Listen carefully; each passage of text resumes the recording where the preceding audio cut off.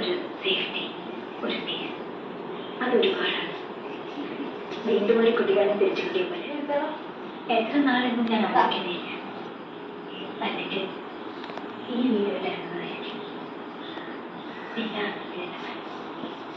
എനിക്ക് മനസ്സിലാവുന്നതാണ്, എനിക്കും ഹസ്ബൻഡ് വൈഫും നിന്നെ സ്നേഹിക്കുന്ന എല്ലാവർക്കും സന്തോഷമാണ്.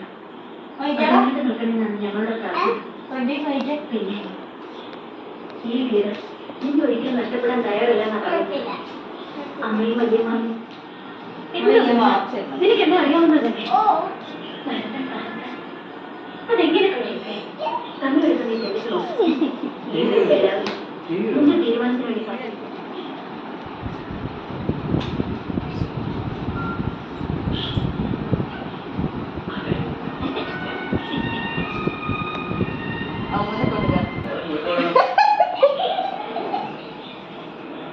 സ്കൂൾ ബാഗിൽ പേരുണ്ട്. അപ്പൊ